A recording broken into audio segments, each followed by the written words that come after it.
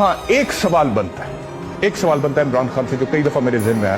कि ये मुझे पूछना चाहिए, और उस सवाल ये बनता है कि खान साहब अगर आपने घड़ी ले ली थी और उसके बाद आपने 20% पर ली और उसके बाद आपने उसको बेच दिया, और अगर आपके दिल में अवाम का दर्द था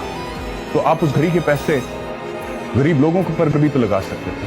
चैरिटी में भी तो दे सकते थे। ये एक सवाल बनता है, और ये सवाल इमरान खान से मैं पूछ सकता था, लेकिन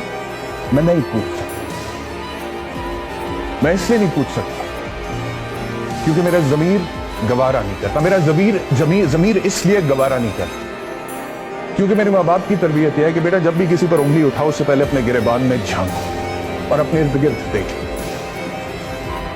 इमरान खान से ये पूछने से पहले कि भाई आपने ये घड़ी ली, आपने बेची, वो पैसे आपने चैरिटी में क्यों नहीं दिए, मुझे शौकत खानम नजर आता है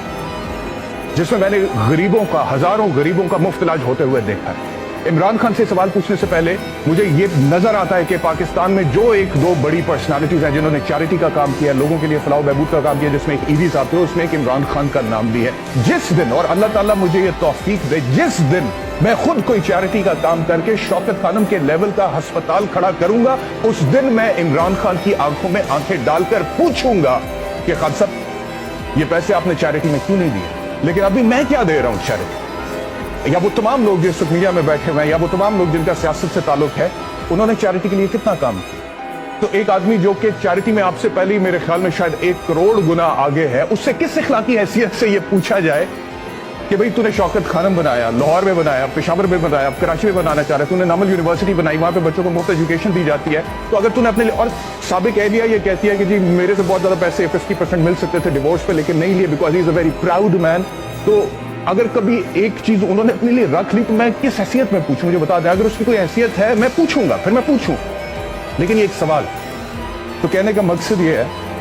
कि ये जो इश्यूज है ना जी, हमारे असल इश्यूज, उसके ऊपर हम कम बात करते हैं, और जो नॉन इश्यूज हैं उसके ऊपर हम ज्यादा बात करते हैं। और ये जितने भी वर्जन आ रहे हैं तो शखाना की घड़ी के हवाले से, इसका भी मैं पोस्टमार्टम कर सकता हूं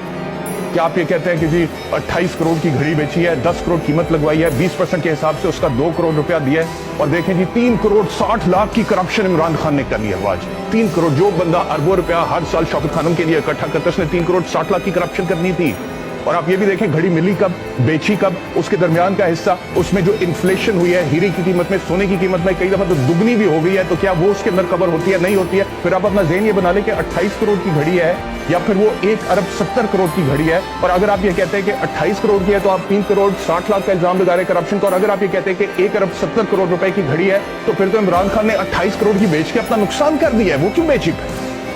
अगर यही कीमत है 1 अरब 70 करोड़, तो फिर 28 करोड़ आप खुद कह रहे हैं ना इमरान खान ने बेची, क्यों बेची 28 करोड़ में? वो तो 1 अरब 70 करोड़ की थी, तो 1 अरब 70 करोड़ की बेचनी चाहिए थी, और 20% उसका दे भी देते तो उससे भी प्रॉफिट बहुत ज्यादा मिल सकता था इमरान खान को। लेकिन नहीं,